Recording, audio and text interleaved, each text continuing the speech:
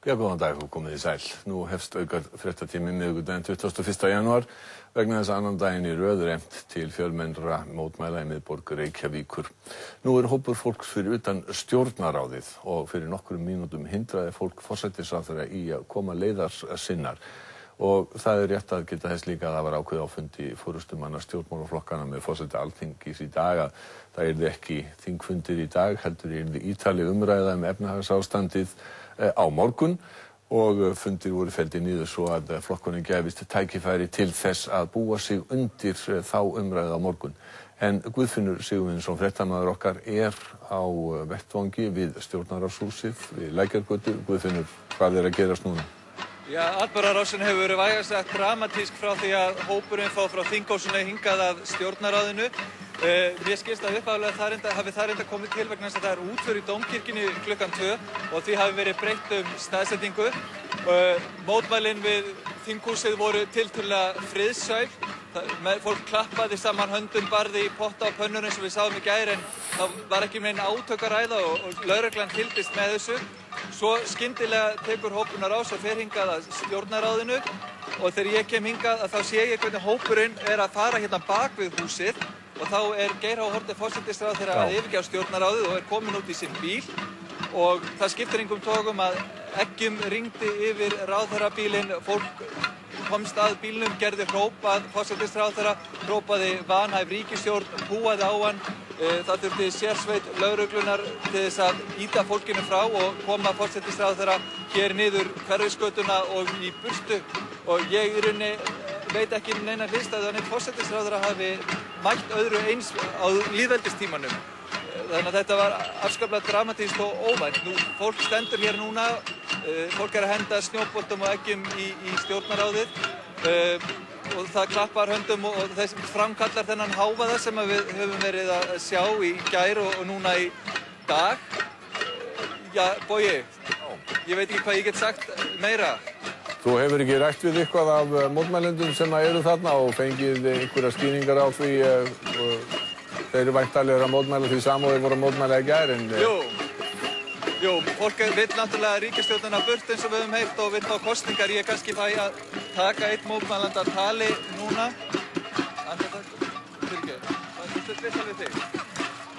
Hvað er þitt nafn? Ragnheiður Skúladóttir. Af hverju ert þú komin hingað? Ég er komin til þess að mótmæla því ástandi sem er í gangi, eða ástandsleysi sem er í gangi. Það er þetta mér finnst það mjög gott slagorð sem hefur verið fundið hér upp sem er vanhæf ríkisstjórn. Og ég er líka mótmæla þeirri þögn sem hefur verið. Mér finnst ekki verið að tala við okkur fólkið og ég vil fá einhverja lýsingu eða skýr svör um það hvað er í gangi. Það er aðalega þess vegna sem ég er hér í dag. Þér finnst þú ekki að hafa fengið það? Nei, mér finnst ég ekki að hafa fengið það. Og mér finnst það orðið ansi slæmt ef að okkar ráðamenn sem við höfum kosið til þess að gera það sem þeir eru að gera. Þeir eru þannig í umboði okkar ef þeir geta ekki talað við okkur. Og þó að það sé ekki nema að segja okkur að þeir sé að vinna í málum og þá komum við einhver ákveðin dæmi um það. Þannig að það við komin ansi mikið út í horn. Þau komin ansi mikið út í horn. Hefur efnahagsástandið og bankahrunið og allt þetta haft mikil áhrif á þig persónulega eða þína nánustu? Nei, ég er nú listamaður þannig að okkar hagur breytist nú lítið. Við erum bara vön að vera í þeirri situasjón að hafa ekki mikla móða. En þannig að persónulega hefur ástandið ekki snert mig, sem sagt mitt heimilislíf ennþá. En maður finnur líka að það er mjög þung undiralda sem er að koma upp núna. Manni finnst þessi skítur sem er að koma upp á yfirborðið, bara eins og þessi mál sem hafa verið að koma upp á yfirborðið varðandi Kaupþing, að maður getur ekki annað en fundið þessa þungu undiröldu reiði sem ég heldur sé miklu þyngri heldur hún var hérna í október. Ég held að nú sé fyrst fólk að virkilega finna fyrir og bara fara að sjá þá spillingu sem hefur verið inn í gangi. Takk fyrir þetta, Ragnheiður. Ég rætti við Geir Jón Þóruðsson yfirlögregluþjón áðan og hann er nú að vonast til þess að það komi ekki til eins harðra átaka á milli mótmælenda og lögreglu og við sáum til að mynda í gær og segir að það sé í rauninni allt undir mótmælendum komið, hvort það komi til átaka og hversu hörð viðbrögð lögreglunnar verða. En ég verð að nefna það að við komum tiltölulega snemma fyrir hádegi niður á Austurvöll í morgun og þá var nú verið að hreinsa þinghúsið og maður sá að það hefði verið hent matarleifum og eggjum og það hefði verið spreyjað á þinghúsið, hentað á málningu. Og þar voru líka vegfarendur sem að taka þetta ástand afskaplega nærri sér að sjá þinghúsið svona illa úti leikið, þannig að það sitt sýnist hverjum. En inn í þinghúsinu er Jóhanna Vigdís Hjaltadóttir sem hefur fylgst vel með því hvað stjórnmálamennirnir eru að ræða á þessu morgni eftir allt sem undan er gengið. Já, eins og Guðfinnur var að segja, þá hefur Jóhanna Vigdís verið í þinghúsinu í morgun og fylgst með þeim atburðum sem að þar hafa gerst. Og við erum að vera í beinu sambandi við Jóhannu Vigdísi. Jóhanna Vigdís, heyrðu í okkur? Jú, komið sæl, við erum hérna í beinni útsendingu í Alþingishúsinu og hljóðið nú eitthvað að stríða okkur, þannig að við höfum ekki heyrt vel það sem að framfór við stjórnarráðið, við vitum þó hvað það var. En hér hefur einmitt mikið gengið á. Það var ákveðið hér hádegisbilið að fella niður þingfund sem átti að hefjast klukkan 1:30. Það er sem sagt engin þingfundur hér í Alþingishúsinu í dag. Skömmu síðar þá fundaði Sturla Böðvarsson, forseti Alþingis, sem við heyrum vonandi í hér á eftir, með formönnum þingflokkana.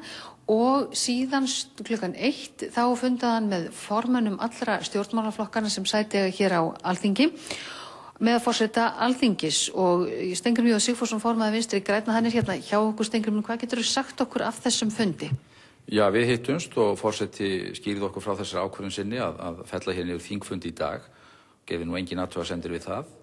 Við ræddum svolítið hvernig umræðum yrði þá hagað hér á morgun, að því tilskylda hér verði þá fundur.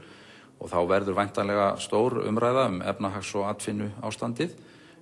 Reyndar stóð til hér í dag utandagskrár umræða sem ég ætlaði að hefja atvinnu ástandið. Þannig að hún verður þá kannski brekkuð upp í þetta á morgun. Og síðan ræddum við vissulega dálítið stöðuna í þjóðfélaginu og ástandið bara út í þjóðfélaginu. Og skiptumst á skoðunum það hvernig hlutirnir hafa verið að þróast. En hvernig metur þú sjálfur eftir þessa áratuga reynslu sem þú í pólitíkinni? Það er mikil vaxandi ólga og óánægja í íslensku samfélagi. Hvernig metur þau stöðuna?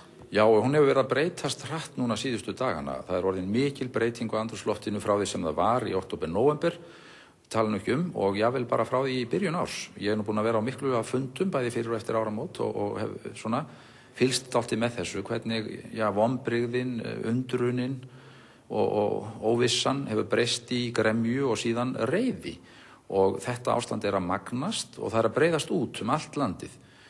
Landsbyggðin var svona rólegri fannst mér framan af og menn svona upplifði þetta ekki með alveg sama hætti og hér kannski, en nú er það að breytast líka og við sjáum líka nýjir og nýjir staðir bætast inn í mótmæla aðgerðirnar á hverja helgi. Þannig að þetta er að magnast upp þetta andrúmsloft í samfélaginu, óánægjan út í þjóðfélaginu er gríðarleg og það er ekkert undanfæri að koma til móts við hana. Hvað gefur þessari ríkisstjórnin tíma?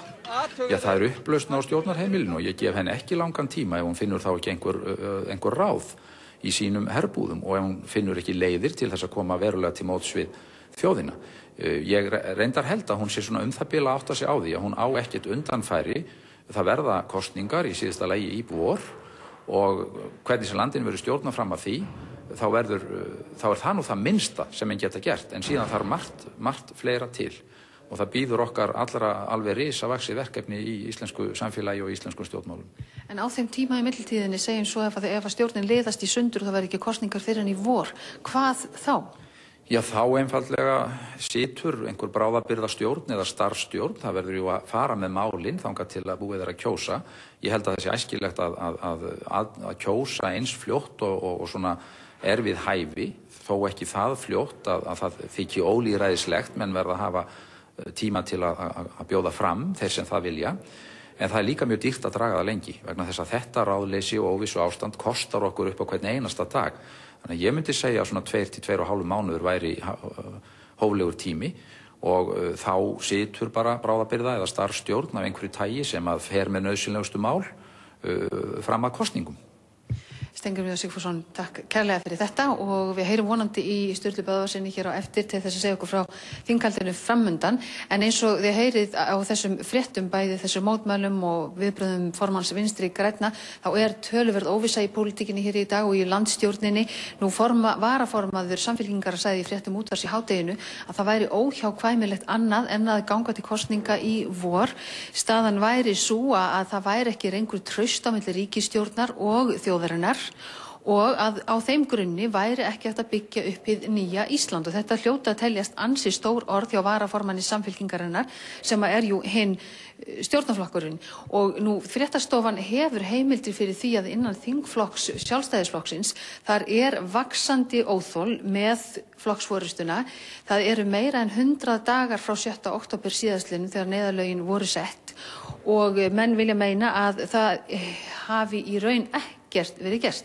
Það að segja, forsætisráðherra hefur beðið vinnufrið, það sé verið að vinna mörgum málum, það taki einhver tíma og hann biður þennan vinnufrið, en á sama tíma þá hefur ekki verið gripið til aðgerða, það hefur enginn verið látin taka pokann sinn, það hefur enginn þurft að axla ábyrgð, það hefur enginn verið látin víkja og það jú þetta vissulega sem að þjóðin að hrópa eftir hér á Austurvelli og út allt land í mótmælum og þjóðin þetta stór hópur fólks, þúsundir manna safnast saman hérna í miðborginni dag eftir dag, helgi eftir helgi til þess að láta gremju sína og reiði í ljós yfir því hvernig staðan yfir því efnahagsstrandi sem að þjóðin lent í og þeim mótmælendum finnst þeir tala fyrir daufum eyrum stjórnvalda og forsætisráðherra bregðist með engum hætti við og sýna engin viðbrögð.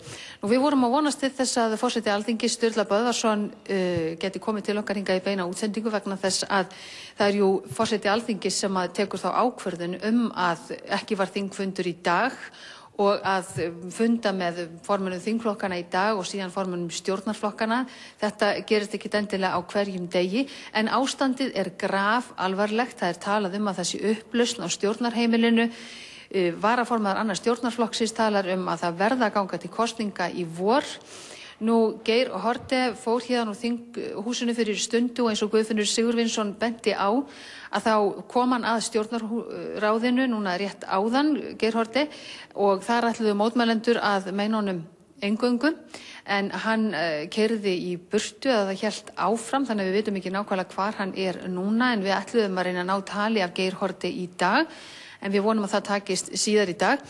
En Sturla Böðvarsson, hann virðist eitthvað vera að tefjast, þannig að við munum þurfa að tala við hann aðeins síðar. Við erum stödd hérna í kringlu Alþingishússins og við erum að bíða eftir því hvort hann hafi tök á því að koma, en eitthvað virðist tefjan. En eins og við segjum, vaxandi óþol innan stjórnarflokkana með engar aðgerðir. Ríkisstjórnin sitji einfaldlega við sitt ríkisstjórnarborð, geri ekkert, stjórni engu og grípa ekki til aðgerða. Mótmælin eigi aðeins eftir að magnast, verða fjölmennari, háværari og það ekkert hægt að segja til hvernig þau mótmæli verða að leikslokum. Við vitum ekkert það. Já, takk fyrir það, Jóhanna Vigdís. Og Gunnar Helgi Kristinsson, stjórnmálafræðingur og prófessor við Háskóla Íslands á leiðinni til okkar. Við ætlum að ræða við hann þessa miklu óvissu sem í stjórnmálalífinu núna. Því eins og Jóhanna Vigdís var að segja, þá var vaxandi óþol innan beggja stjórnarflokkana samkvæmt heimildum fréttastofunnar.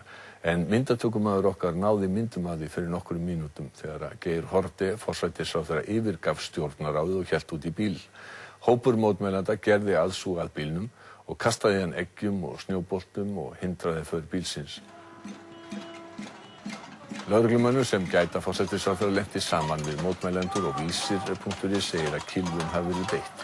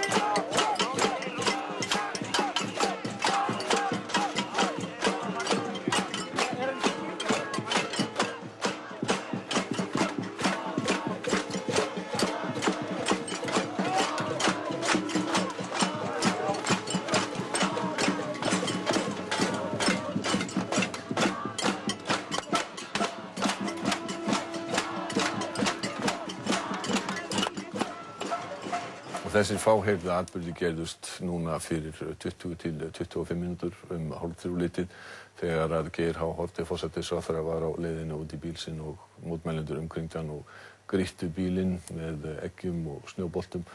Við ætlum að fara niður á Alþingi þar sem að Sturla Böðvarsson, forseti Alþingis, komin til Jóhönnu Vigdísar Hjaltadóttur. Takk fyrir þetta, Bogi. Já, hingaði komið Sturla Böðvarsson, forseti Alþingis.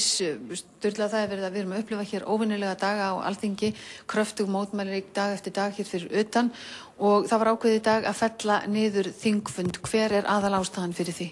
Aðalástæðan fyrir því annars vegar það að við vildum skapa starfsfólki þingsins svigrúm til þess að koma hlutum hér í lag eftir erfiðan dag í gær og síðan í annan stað að við vildum gefa þingmönnum færi á að undirbúa sig undir þær umræður sem við höfum gert ráð fyrir en verða á morgun.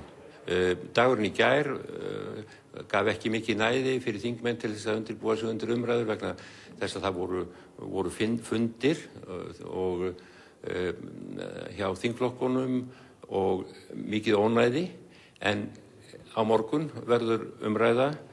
Forsætisráðherra mun gefa skýrslu efnahagsmál og stöðu í atvinnumálum og síðan löng umræða í kjölfar þess.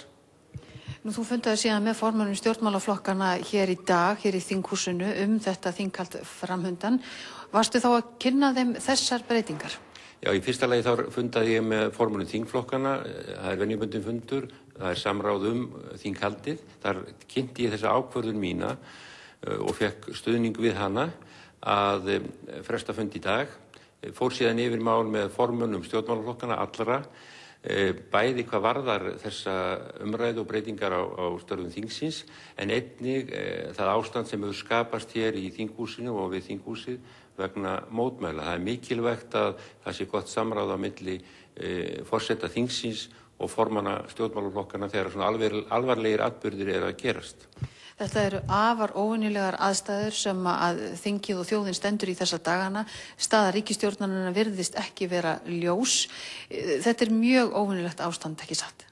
Jú, að sjálfsögðu, það fer ekki á milli mála, en það skylda okkar hér í Alþingi að sinna störfum okkar innan veggja þingsins, löggjafarstörfum. Nefndir hafa verið að starfa og við hér í þinginu að byrja núna eftir jólahlið.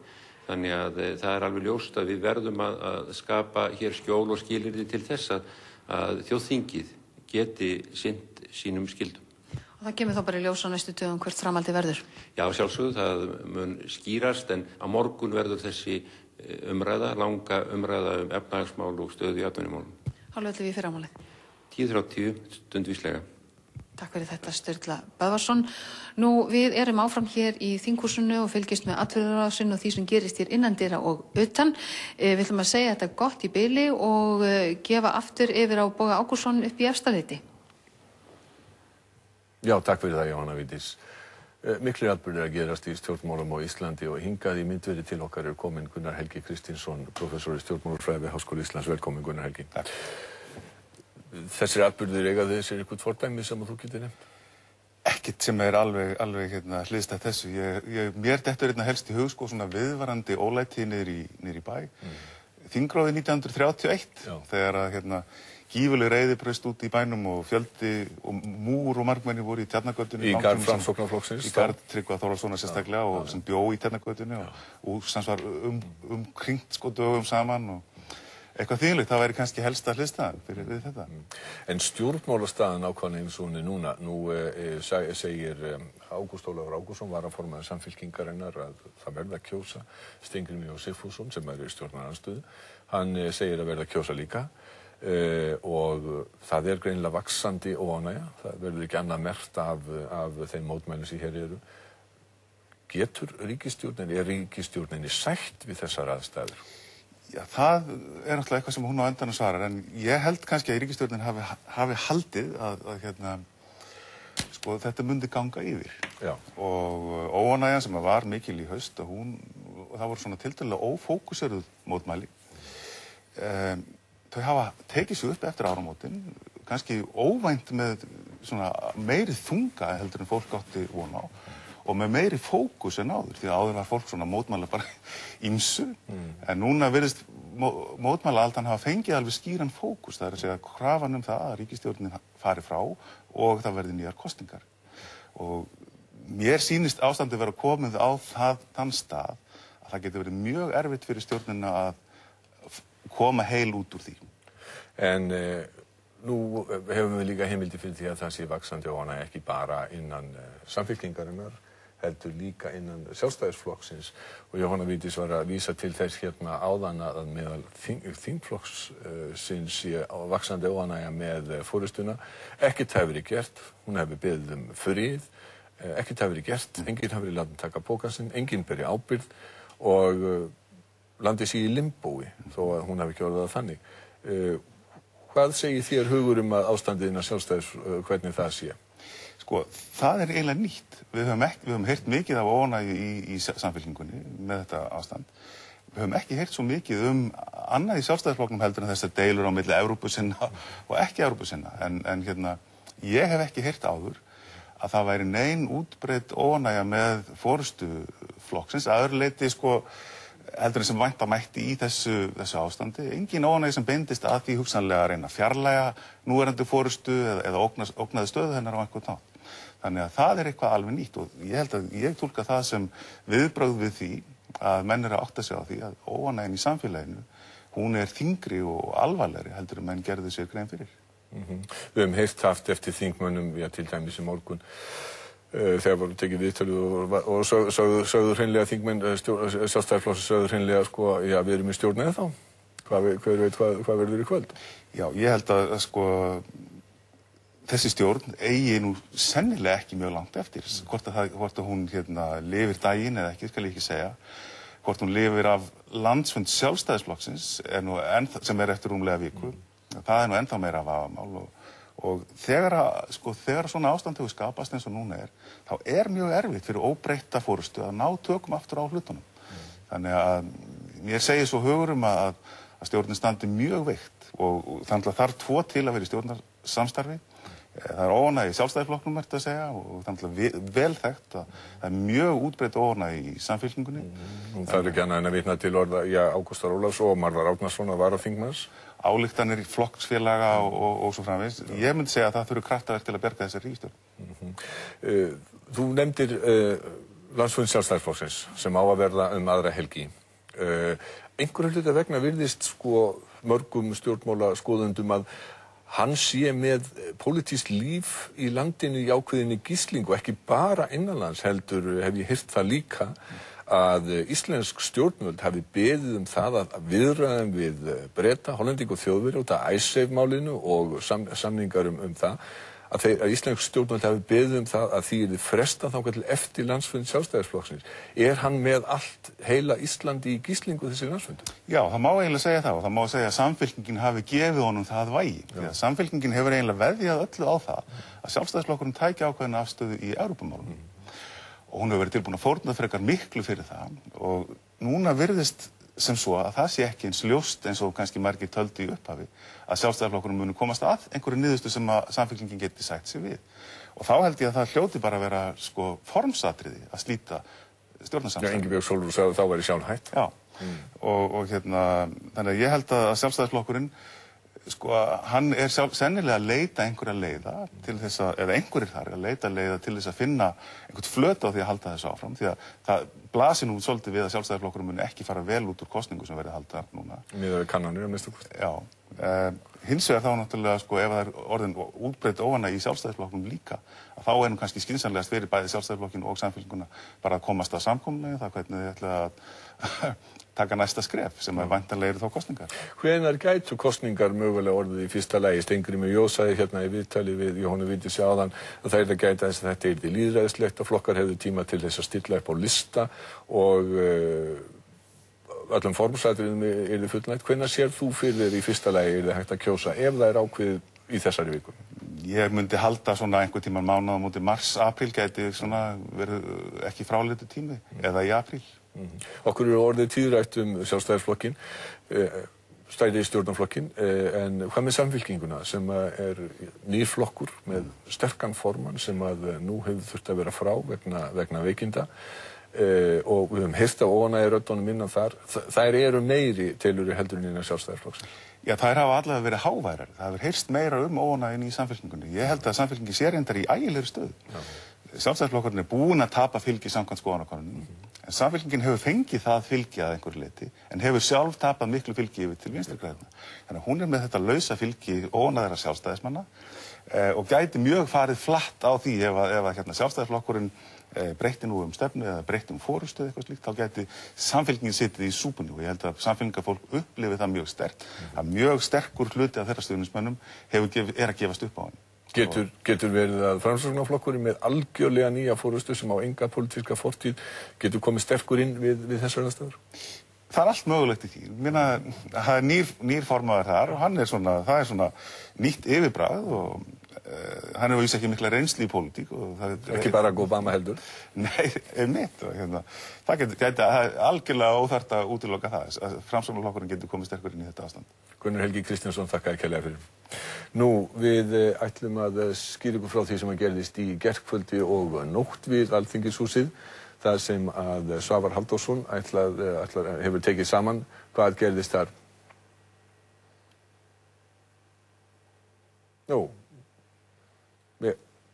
eins og ég sagði, já, Svavar Halldórsson hefur tekið saman atburði í gærkvöldi og í nótt við Alþingishúsið við Austurvöll.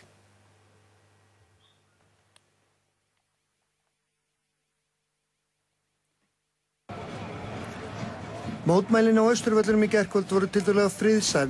Nokkur hundruð manns voru á svæðinu og varðeldur, en þegar leið að miðnætti fóru hlutirnir að breytast. Mótmælendum fór þó að hitna í hamsi og Oslóartréð var rifið niður.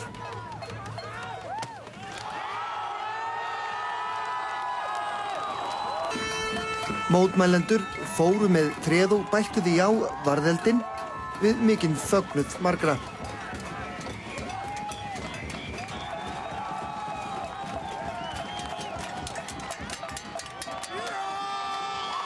Allt var þó átakalaust á milli lögreglu og mótmælenda þegar hér var komið, en mótmælendur voru enn að bæta á eldinn.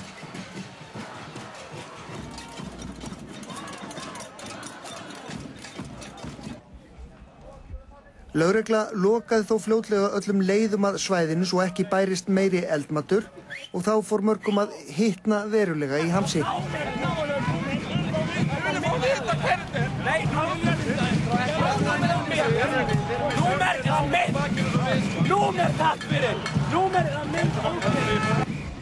En nóg var af eldmat á svæðinu sjálfu. Mótmælendur sóttu nú garðbekki sem að víða Austurvöllin og settu þá á bálið. Fylking lögreglumanna við Alþingishúsið steig þá fram og lögregla slökkti eldinn og eldstæðið var nú innan varnarlínu lögreglunar.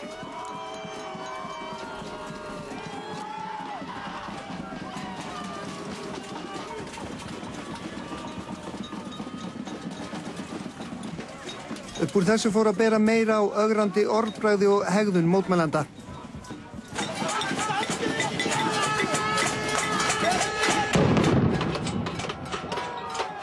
Hér rétt í þessu var að springa stór sprengja af einhverju tagi. Klukkan er rétt að vera 2. Mótmælin halda enn áfram. Lögreglumenn standa hér í röðum með skildi og hjálma. Rétt í þessu varum við að slökkva í varðeldi sem hefur logað hér í allt kvöld. Það eru einhverju tugir mótmælandi eftir, en það virðist vera mikill hugur í þeim þrátt fyrir að það sé farið að rigna örlítið. Menn reyndu síðan ítrekkað að kveikja nýjan eld í þetta skipti undir styttunni af Jóni Sigurðssyni. Ég vil spyrja fólk það sem er heitt í hans í kvöld að persónu gera ekki lögregluþjóna sem að sinna sínu starfi í kvöld. Allt í góðu. Og lífum með ríkisstjórnina! Á endanum leiddi þó þetta allt saman til átaka.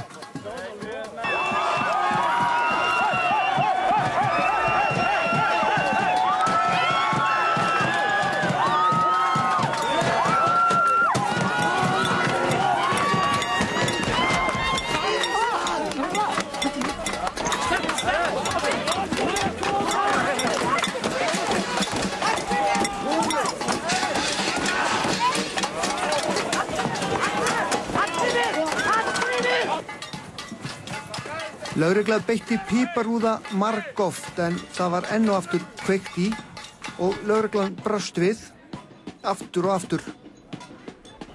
Hér var klukkan langt gengin í 3.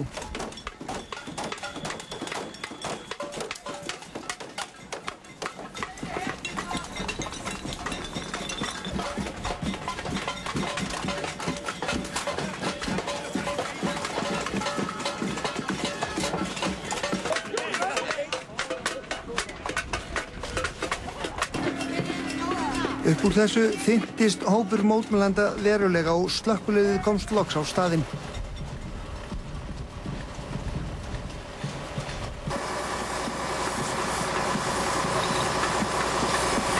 Rétt undir klukkan 3 í nótt skart síðan ítrekað í odda með lögreglu og mótmælendum. Lögreglan beitti piparúða en leið voru sjúkrabílar og aðstoð til staðar steinsnar frá við Kirkjutorg. Hvað gerðum við maður? Ekki gangi! Þennan líka!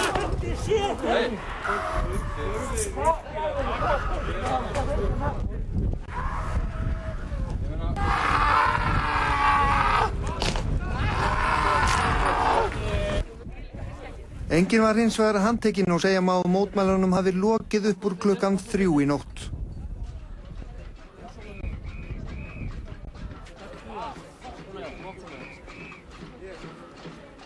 Já, það heldur betur farin að færast, ég veit ekki hvort maður segja fjör í leikinn, en það rignir hérna yfir okkur eggjum og brauði og alls kyns drasli. Það er búið að brjóta rúðu í stjórnarráðinu sem allt út í eggjaslettum og tómatsósu. Eins og við sjáum þá þetta heldur ljótt. Sérsveit lögreglunnar stendur hér vörð húsið og hávaðinn heldur áfram. Bílstjórar þeyta bílflautur sínar og svo framvegis. En hefur þó ekki komið sem betur til átaka. Við lostum við það. Hér Geirjón Þórisson. Geirjón, hvernig metið þið stöðuna eins og hún núna? Já, það eins og við sjáum, það hérna kannski 300-400 manns, mest svona 500 þegar var hérna áðan. Aðeins kannski að fækka í hópnum, en okkur sýnist þetta vera svona með hefðbundum hætti, eins og við þekkjum þetta frá fyrir mótmælunum að fólk hefur hagað sér nokkuð vel. Það ekki ráðist hér reynt að brjóta sér leið inn í húsið eða neitt þess háttar. Það kastað í húsið eins og við séð og ef það verður ekki alvarlegur en það, þá er þetta lagið og ég vona að það verði svo. En hvað getur þetta gengið? Þetta annar dagurinn og ef svo heldur fram sem árið virðist ekki alltaf neitt láta vera á þessu. Já, nú veit ég ekki vinnur minn. Ég bara í vinnunni, sko. Við erum tilbúin að standa vaktina alla sólarhringinn og gerum það. Og ef að fólki vil hafa þetta svona áfram, þá er það þeirra, sko. Ég get ekki stoppað það, sko.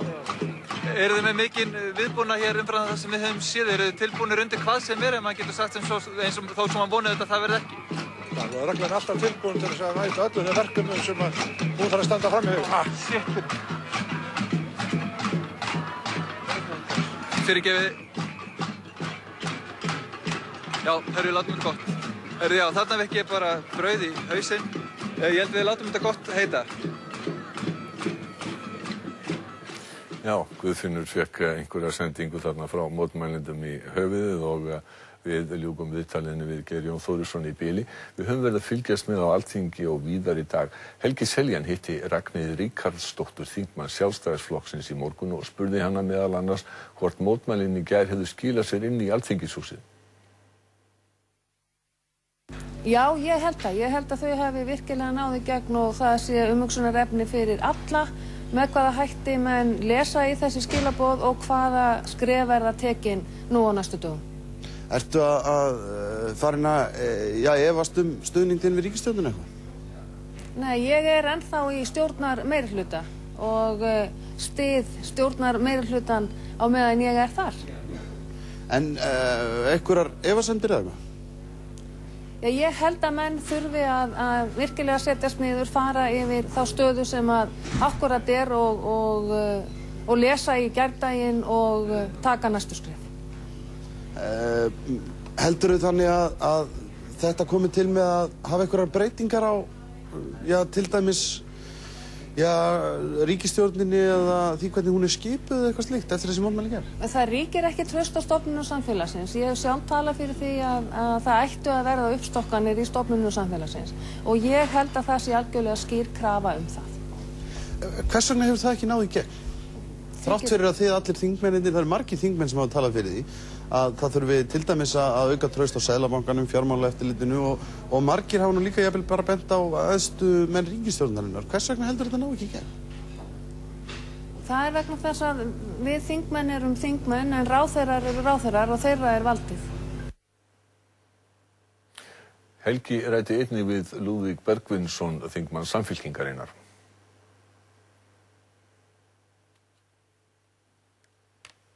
Nú, hvernig sem menn líta á ákveðin tímamót, heldur að þetta hafi, þau hafi einhverju leyti komist í skila hérna inn í húsi hér? Já, við erum náttúrulega allir mjög varir við þessi mótmæla sjálfsögðu og... Nú, þarna hefur eitthvað misfarist hjá okkur. Ætli við reynum bara ekki aftur að heyra viðtal Helga Seljans við Lúðvík Bergvinsson. Það tekur kannski einhvern tíma að hafa tæknina tilbúna. Við erum í beinni útsendingu og þetta eru viðtöl sem voru tekin fyrir í morgun. Og vorum rétt að heyra í Ragnheiði Ríkharðsdóttur, þingmanni Sjálfstæðisflokksins og ætlum núna að heyra í Lúðvík Bergvinssyni, þingmanni Samfylkingarinnar. Þessi mótmæli sem voru hérna í gær, þau mörkuðu nú hvernig sem menn líta á ákveðin tímamót, heldur að þetta hafi, þau hafi einhverju leyti komist í skila hérna inn í húsi hér? Já, við erum náttúrulega allir mjög varir við þessi mótmæla sjálfsögðu og hvort þau mörkuðu tímamót átta ég mig ekki alveg á en þetta er náttúrulega búið að vera mjög stíf mótmæli en að 15 laugardagi í röð og þetta voru síðan mótmæli þegar þingið kemur saman þannig að auðvitað eru þessi mótmæli skýr skilaboðum að fólk vil breytingar. Takið það til ykkar? Að sjálfsögðu gerir við það. Veistu hvers vegna þingfundurinn er frestað í dag? Það er nú ákvörðun forseta að fresta þingfundi og sem byggir þá held ég fyrst og fremst á því að það svona taka dálítið til hér eftir gærdaginn og koma þinghúsinu aftur í gott stand. Og svo finnst mér líka eðlilegt að í ljósi þessara mótmæla sem hér voru í gær að menn og hérna tæki sér ákveðin tíma í það að meta þetta og hvernig koma til móts við það. Er eitthvað til í því að stjórnarsamstarfið sé á bláþræði? Það er ekkert til í því. Já, og við ætlum aðeins að bregða okkur niður af stjórnarráðinu við Lækjartorgi í Reykjavík þar sem að Guðfinnur er vonandi búinn að jafna sig eftir brauðkastið. Já, ég er að gera það en frekar óþægilegt að fá svona brauðleif í sig. Ég hef frekar á að gera mömmu einhvers staðar, hún er frá límingunum en mótmælendur er að fara hérna niður á Austurvöll frá stjórnarráðinu og við munum að sjálfsögðu fylgja þeim eftir og fylgjast með framvindu mála en ef að Tómas snýr sig við þá sjáum við að stjórnarráðið heldur illa úti leikið eftir þessi mótmæli. Og ég get ekki beðið síðan að lögreglan sé hægt og bítandi að búa sundur að fara líka en ég í rauninni hef sára litlu við þetta að bæta sem stendur. Takk fyrir það, Guðfinnur. Og þá er þessum auka fréttatíma ljúka. Við höfum í honum sagt frá því að mörg hundruð manns, 500 þegar mest var að sögn Geirs Jóns Þórissonar yfirlögregluþjóns hér rétt áðan, söfnuðust saman við stjórnarráðið, er að fara það núna.